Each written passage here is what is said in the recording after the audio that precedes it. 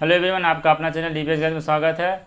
इस वीडियो में आप क्लास 10th मैथ के फर्स्ट चैप्टर रियल नंबर के ऑब्जेक्टिव प्रश्न सीखेंगे। बहुत ही सरल भाषा में सिखाएंगे। एक बार आप लोग बढ़िया से अगर देख लेंगे तो दोबारा आपको पढ़ने की ज़रूरत नहीं पड़ेगा। तो चलिए स्टार्ट करते हैं। पहला प्रश्न है 3 माइनस रूट 3 है, एक परिमेय संख्या, एक अपरिमेय संख्या, एक पूर्णांक संख्या, इनमें से कोई नहीं। तो देखिए, एक याद रख लीजिएगा, कोई भी एक परिमेय संख्या हो और एक अपरिमेय संख्या, इसका अगर योगफल पूछेगा, अंतर पूछे या गुणनफल या भागफल, कुछ भी रहेगा तो परिमेय और अपरिमेय रहेगा, तो ये दोनों मिलकर क्या हो जाएगा, ये हो जाएगा अपरिमेय। बस इस लॉजिक से आप लोग का 5-6 प्रश्न आराम से हल हो जाएगा। तो देखिए, 3 परिमेय संख्या है और रूट 3 अपरिमेय संख्या है, तो ये दोनों जब परिमेय में अपरिमेय घटाएंगे तो क्या बच जाएगा, अपरिमेय। तो ऑप्शन हो जाएगा बी। निम्नलिखित में कौन परिमेय संख्या है? Root under 49/64, root 81/91, root 31/51, root 49/101। देखिए, परिमेय संख्या होता है जो p/q के रूप में लिखाएगा। तो इसमें देखिए 49/64 है, तो 49 के लिए 7 आ जाएगा और 64 का 8, तो ये हो गया 7/8। क्योंकि हमको परिमेय पूछा है तो पहला ही ऑप्शन सही हो गया, तो ये ऑप्शन ए सही हो गया। निम्नलिखित में कौन अपरिमेय संख्या है?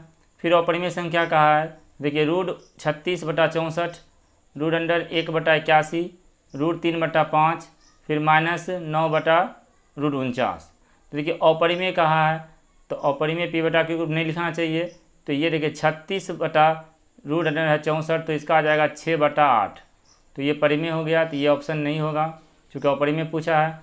ये देखिए 1/81, तो इसको हम 1/9 लिख सकते हैं, ये भी आंसर नहीं होगा क्योंकि अपरिमेय का, ये तो परिमेय है। हाँ देखिए 3/5 है रूट में, तो ये बाहर नहीं आएगा, तो ये आपका आंसर सी हो गया। चलिए अगला प्रश्न देखिए, निम्नलिखित में कौन सी अपरिमेय है? तो देखिए फिर अपरिमेय पूछा है, तो रूट 9, रूट 20, रूट 25, रूट 49। तो देखिए रूट 9 का आ जाएगा 3, रूट 20 का आ जाएगा 2, रूट 5। तो देखिए ये आपका अपरिमेय है क्योंकि 2 परिमेय है और रूट 5 अपरिमेय है, तो परिमेय में अपरिमेय से गुना करेंगे तो अपरिमेय आएगा, तो ऑप्शन आपका बी सही हो जाएगा। 2 रूट 2 है, एक परिमेय संख्या, एक अपरिमेय संख्या, एक पूर्णांक संख्या, इनमें से कोई नहीं। तो अब इसको बताने की कोई ज़रूरत नहीं है। परिमेय और अपरिमेय का गुणनफल हमेशा अपरिमेय होता है। देखिए एक बार आप लोग पढ़ लीजिए, आप लोग को ज़िंदगी में नहीं भूलिएगा। आइए इस पर देखिए, निम्नलिखित में π/2 क्या है? एक परिमेय संख्या, एक अपरिमेय संख्या, परिमेय संख्या और अपरिमेय संख्या दोनों, इनमें से कोई नहीं। तो थोड़ा समझिए, पाई जो है ना एक अपरिमेय संख्या है और पाई का वैल्यू जो होता है मान 22/7, ये आपका परिमेय संख्या है। तो कभी भी पाई बोलेगा तो पाई के लिखेगा अपरिमेय, लेकिन 22/7 अगर रहेगा तो वो परिमेय होगा। तो अब यहाँ देखिए, चूँकि पाई अपरिमेय है तो यदि अपरिमेय में परिमेय से भाग देंगे तो क्या आएगा, हमेशा अपरिमेय होगा। तो ऑप्शन हो जाएगा आपका बी। निम्नलिखित में कौन अभाज्य संख्या है? 8, 9, 11 और 15।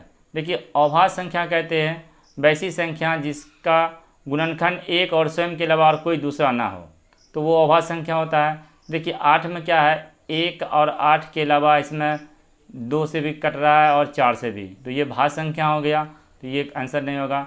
9 में देखिए 1 और स्वयं से के अलावा एक 3 से कट रहा है, तो ये भी भाज्य संख्या हो गया, तो ये आंसर नहीं होगा।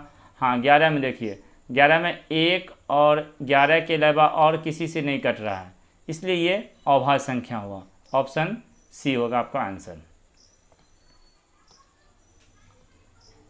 फिर 1440 में 2 का अधिकतम घात है, 2, 3, 5, इनमें से कोई नहीं। देखिए इस प्रकार का और प्रश्न रहेगा तो अधिकतम घात पूछेगा, तो जिसका पूछेगा तो पहले उसी से भाग लगाइएगा।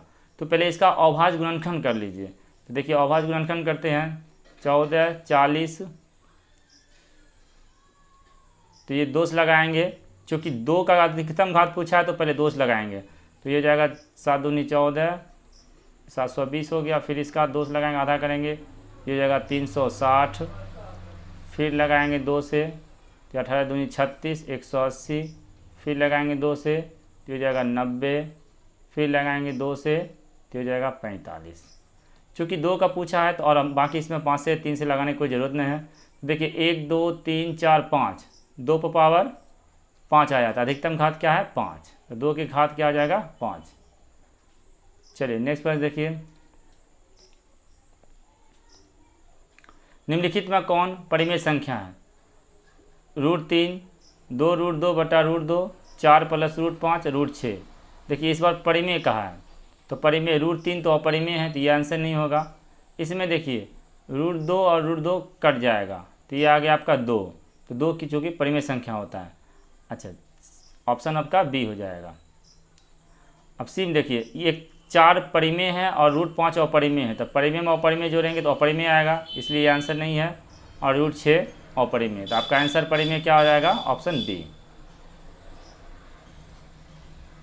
निम्नलिखित में कौन परिमेय संख्या है?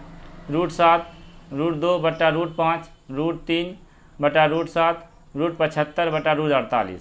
तो देखिए परिमेय कहा है तो ये तो देखिए अपरिमेय है तो ये आंसर होगा नहीं। ये भी देखिए अपरिमेय बाहर नहीं आ रहा है, ये भी अपरिमेय बाहर नहीं आएगा। अब जब 3 कट गया तो चौथा तो फिक्स है, ये तो होगा ही आंसर। फिर भी देख लीजिए, देखिए 75 के बाद हम लिख सकते हैं 5 √3 बटा, और 48 के बाद हम लिख सकते हैं 4 √3। तो √3 कट जाएगा, ये हो जाएगा 5/4। तो ये आपका परिमेय संख्या हुआ, ऑप्शन नंबर डी। अगला प्रश्न है, 2 क्रमिक सम संख्याओं का HCF होगा 1 2 3 या 6। ठीक है, क्रमिक कहते हैं लगातार को, तो कोई भी 2 लगातार सम संख्या रहेगा तो उसका HCF हमेशा 2 होगा। कोई भी 2 लगातार सम संख्या रख लीजिए, जैसे 20 और 22 लगातार हुआ, इसका HCF निकालेंगे 2 ही आएगा।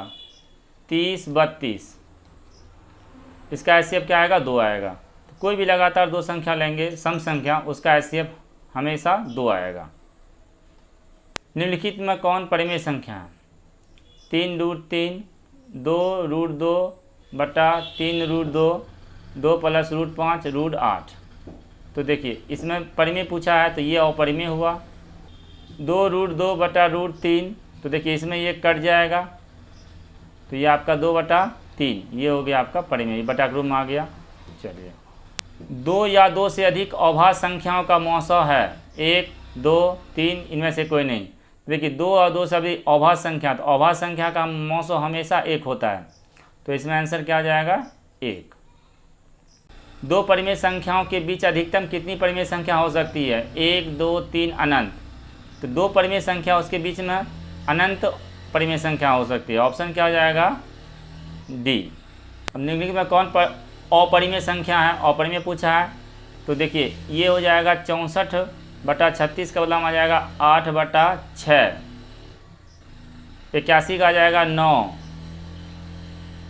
√25, ये देखिए 2.5, तो ये बाहर नहीं आएगा, तो यही आपका हो जाएगा आंसर सी। इसी के साथ ये पार्ट 1 समाप्त हुआ।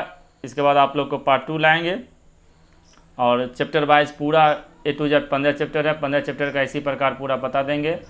तो आप लोग को इस बार जो भी एग्ज़ाम दे रहे हैं 2024 में, उसको कभी कहीं से भी दिक्कत नहीं होगा। धन्यवाद।